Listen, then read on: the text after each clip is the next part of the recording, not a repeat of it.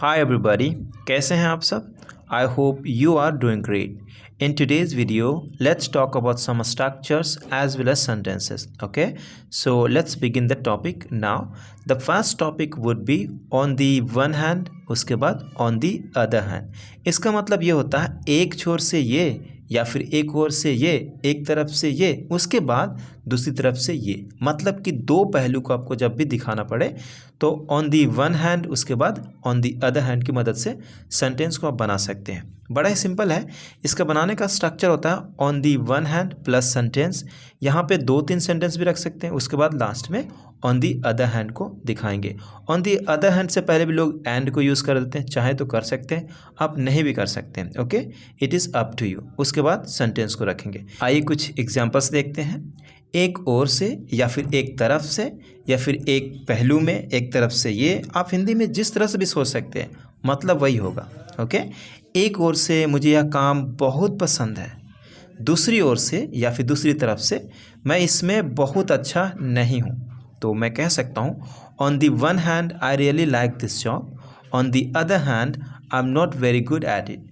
Guys, practice makes a man perfect because unless you practice, you won't be able to be fluent in English. So practice makes a man perfect. Keep practicing unless you become fluent in English. Okay? Second sentence है यहाँ पे, एक ओर से या फिर एक तरफ से मैं अपने दोस्त के साथ घूमना चाहता हूँ, दूसरी तरफ से मुझे घर पर रहकर पढ़ाई करनी चाहिए। On the one hand, I want to go out with my friends. On the other hand, I should stay home and study. एक ओर मैं नई जगह पर जाना पसंद करता हूँ, दूसरी ओर मुझे अपने घर और परिवार से दूर रहने में तकलीफ़ होती है। On the one hand, I love to travel to new places. On the other hand, I have a hard time being away from my home and family.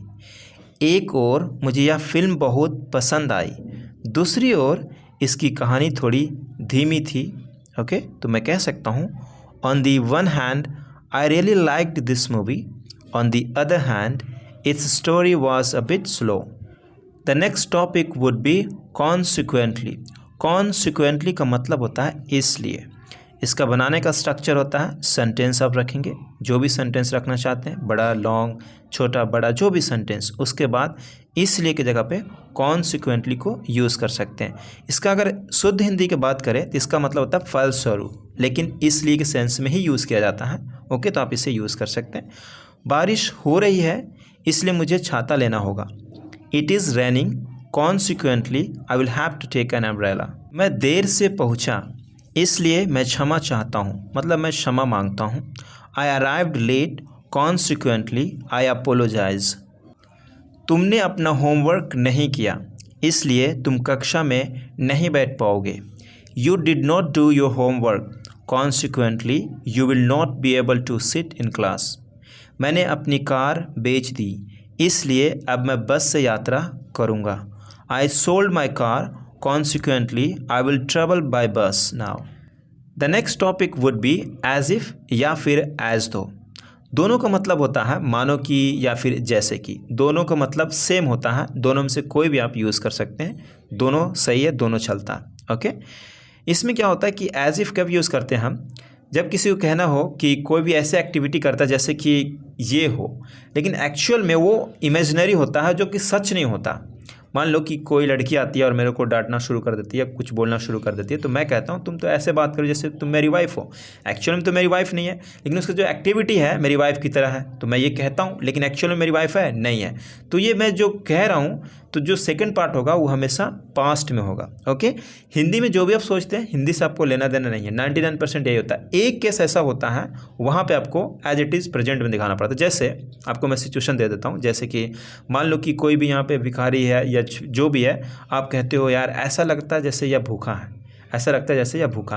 तो यहाँ पे आपको मतलब ना एक ऐसा जम्पशन कर रहे हो, ऐसा आप सोच ले रहे हो कि सच में ये भूखा ही है। तो मानो कैसे है यार, जैसे मानो कि यह भूखा, तो वहाँ पे तो प्रेजेंट का चल जाता है। लेकिन 99% पास्ट को ही यूज़ करते हैं, हमेशा पास्ट को ही यूज़ करना वही सही इंग्लिश है। ओके, तो इस बात को ध्यान रखना, क्योंकि ये थोड़ा सा टॉपिक है समझने वाली बात, इसलिए मैं आपको समझा रहा हूँ पहले, उसके बाद अब सेंटेंस को चलो देख लेते हैं। ओके, कुछ एग्जाम्पल्स को देख लेते हैं आप। वह ऐसा कर रहा था जैसे कि किसी प्रतियोगिता में शामिल हो।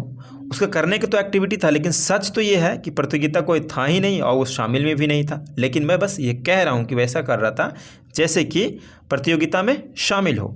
He was doing it as though या फिर as if he were in a competition.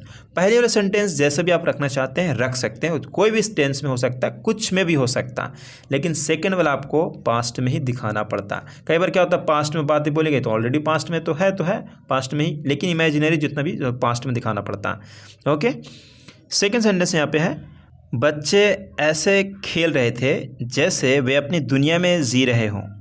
The children were playing as if they were living in their own world. वो ऐसे खा रहा था जैसे उसे सालों से भूखा रखा गया हो। He was eating as if he hadn't eaten in years. यहाँ पे सिचुएशन के हिसाब से सेंटेंस को बनाया गया है। वो ऐसी बात कर रही थी जैसे मैं कोई बच्चा हूँ। She was talking to me as if I were a child. उसने मुझे ऐसे देखा जैसे मैं कोई अजनबी हूँ। He looked at me as if I were a stranger. देखो यहाँ पे वर लग रहा, हालांकि अमेरिकन इंग्लिश में क्या होता है, आई वाज लोग बोल देते हैं, लेकिन वर ही ग्रामर कहता है वर लगाइए। ओके, बट वाज लोग बोलते हैं, जैसे कंडीशनल सेंटेंस में भी लोग वाज बोल देते हैं, लेकिन एक्चुअल में वर होता है वहाँ पे। ठीक है, सभी के लिए। इसमें भी ऐसा ही है। उसने मुझसे ऐसे बात की जैसे मैं उसका दोस्त नहीं हूँ। He talk to me as if I weren't his friend.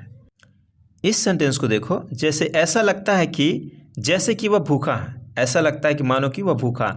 सचमुच में अगर हो सकता है कोई भिखारी है सामने से, तो आप कह रहे हो यार ऐसा लगता है कि मानो वह भूखा है, तो वहाँ पे आप प्रेजेंट को यूज़ कर सकते हो।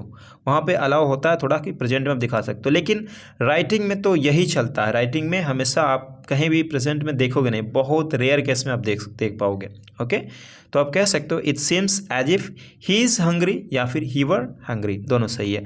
ऐसा लगता है मानो तुम्हें इसका उत्तर पता हो। It seems as though you know the answer. The next topic would be on the contrary. इसका मतलब होता है बल्कि उल्टा, मतलब इसके विपरीत। ये बहुत ज़्यादा एडवांस में और राइटिंग में तो बहुत ज़्यादा यूज़ करते हैं, स्पोकन में भी इसे यूज़ किया जाता है। ओके, इसका बनाने का स्ट्रक्चर होता है सेंटेंस, उसके बाद ऑन द कॉन्ट्रारी, उसके बाद सेंटेंस को रखेंगे। ओके, मतलब ये डिपेंड करता है कि आप कहना क्या चाहते हैं। इसका तो मतलब वही होता है बल्कि उल्टा, मतलब इसके विपरीत। उस जगह पे हम ऑन द कॉन्ट्रारी को यूज़ करते हैं। वह अमीर नहीं है बल्कि वह बहुत गरीब है। He is not rich, on the contrary he is very poor. Okay, वह मूर्ख नहीं है बल्कि वह बहुत बुद्धिमान है। She is not foolish, on the contrary she is very wise. Okay, वह बीमार नहीं है बल्कि वह बहुत स्वस्थ है। He is not sick, on the contrary he is very healthy. मैं सोचता था कि वह काम मुश्किल होगा, लेकिन इसके विपरीत यह काफ़ी आसान था। I thought the work would be difficult, but on the contrary it was quite easy. वह शर्मीली नहीं है बल्कि इसके विपरीत, मतलब बल्कि उल्टा, वह बहुत मिलनसार है। She is not shy, on the contrary she is very out going. मैं आपको सलाह देता हूँ कि आप इस तरह की बातें ना करें, बल्कि इसके विपरीत, मतलब उल्टा, आपको पॉजिटिव रहना चाहिए। I advise you not to talk like this, on the contrary you should stay positive. The next topic is by the time. I know this is easy because a lot of people have already known about this. That's good. But when you don't use it, you're not going to be effortless regarding this topic.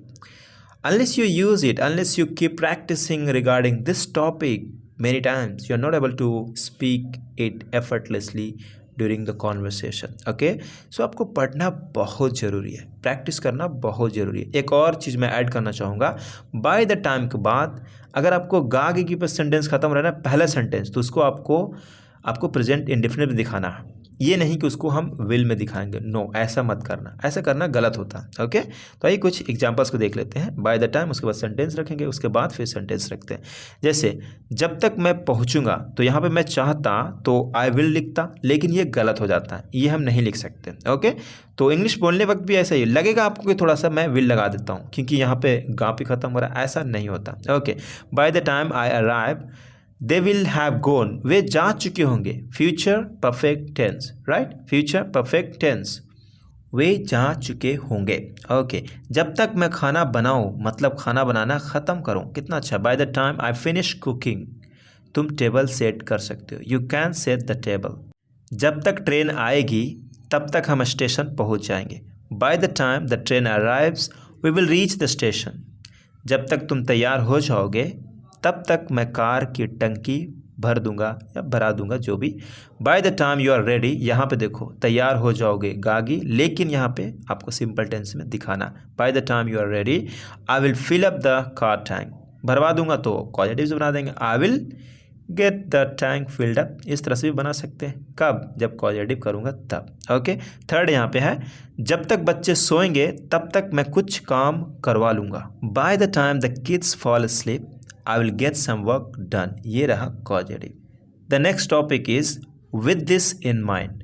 इस बात को ध्यान में रखते हुए, तो आप use कर सकते हैं, इस बात को ध्यान में रखते हुए मुझे लगता है कि हमें इस प्रस्ताव को स्वीकार कर लेना चाहिए। With this in mind I think we should accept the offer. इस बात को ध्यान में रखते हुए मुझे लगता है कि हमें एक नया अप्रोच अपनाना चाहिए। With this in mind I think we should adopt a new approach. I hope you got it everything I have taught you in this video. मिलते हैं अगले वीडियो में, तब तक के लिए अपना ख्याल रखिए, अच्छा करिए और पढ़ाते रहिए और सीखते रहिए।